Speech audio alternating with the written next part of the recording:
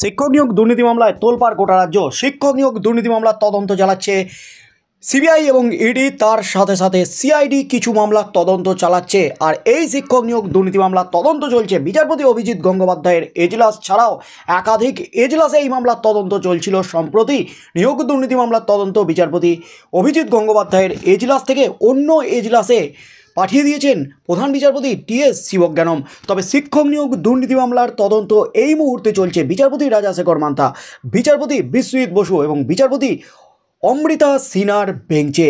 আর এই মামলাতেই কিন্তু তোলপাড় রাজ্য। এই মুহূর্তে সবচেয়ে বড় খবর, এবার কিন্তু চরম নির্দেশ বিচারপতি বিশ্বজিৎ বসুর। নিয়োগ দুর্নীতি মামলায় কড়া নির্দেশ বিচারপতি বিশ্বজিৎ বসুর। এসএসসির অফিস এবং পর্ষদের অফিসে তালা ঝুলিয়ে দেওয়ার কড়া নির্দেশ দিলেন বিচারপতি বিশ্বজিৎ বসু। এই মুহূর্তে কিন্তু হুলস্থুল একেবারে রাজ্য রাজনীতি। নিয়োগ দুর্নীতির তদন্তে কিন্তু এবার নয়া মোড়। এবার কিন্তু ধরা পড়িয়ে গেল রাজ্য। এবার এসএসসির অফিস এবং পর্ষদের অফিসে তালা ঝোলানোর নির্দেশ রাজ্য সিআইডিকে দিলেন বিচারপতি বিশ্বজিৎ বসু। তারপরই কিন্তু কেঁপে উঠল গোটা রাজ্য। এই মুহূর্তের সবচেয়ে বড় খবর, মুর্শিদাবাদের গোটা এয়ার স্কুলের ভুয়ো শিক্ষকের নিয়োগের ঘটনায় স্কুল সার্ভিস কমিশন এবং মধ্যশিক্ষা পর্ষদের বিরুদ্ধে অসহযোগিতার অভিযোগ আনল রাজ্য সিআইডি। সংশ্লিষ্ট মামলায় সিআইডির তদন্ত প্রক্রিয়া নিয়ে মঙ্গলবার অসন্তোষ প্রকাশ করেছিলেন কলকাতা হাইকোর্টের বিচারপতি বিশ্বজিৎ বসু।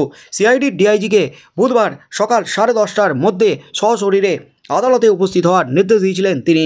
আদালত সূত্রে খবর, নির্দিষ্ট সময়ের আগেই বিচারপতির এজলাসে এসে পৌঁছান সিআইডির ডিআইজি সোমা দাস মিত্র। আদালতকে তিনি জানান, স্কুল সার্ভিস কমিশন এবং মধ্যশিক্ষা পর্ষদ তদন্তে সহযোগিতা করছে না। যা শুনে বিচারপতির পর্যবেক্ষণ, তদন্তে অসহযোগিতা করলে চুপ করে বসে থাকবেন আপনারা?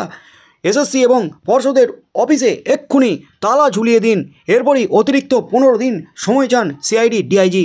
বিচারপতি ওই আবেদন মঞ্জুর করেন। মুর্শিদাবাদের গোটা এয়ার হাই স্কুলের চাকরি করছিলেন অনিমেষ তিওয়ারি।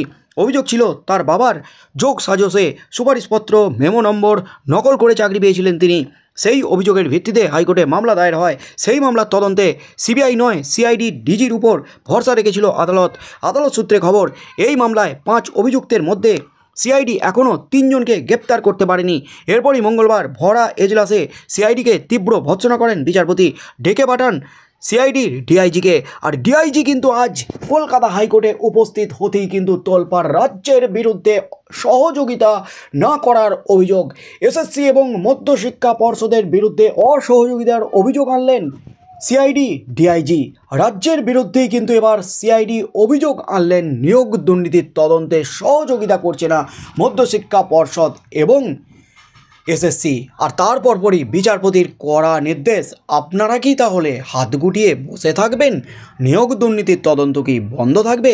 এক্ষুনি মধ্যশিক্ষা পর্ষদের অফিস এবং এসএসসির অফিসে তালা ঝুলিয়ে দিন, এমনই কিন্তু চরম নির্দেশ দিলেন বিচারপতি বিশ্বজিৎ বসু।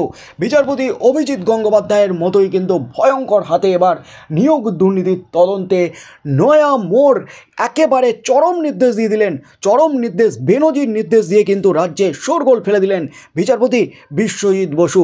আগামী দিনে এই মামলায় কি হতে চলেছে, এখনও অভিযুক্তরা ধরা পড়েননি, ক্ষোভ প্রকাশ করেছেন। সিআইডিকে তীব্র ভর্ৎসনা করেছিলেন বিচারপতি বিশ্বজিৎ বসু। এই মামলায় আগামী দিনে কি হতে চলেছে, এই মামলায় কি কোনো বড় মাথা জড়িত আছেন এই নিয়োগ দুর্নীতিতে? কি হতে চলেছে আগামী দিনে রাজ্যর বিরুদ্ধে এবং মধ্যশিক্ষা পর্ষদ এসএসসির বিরুদ্ধে কী স্টেপ নেয় সিআইডি, কলকাতা হাইকোর্ট, সেদিকেই চোখ থাকবে গোটা রাজ্যের।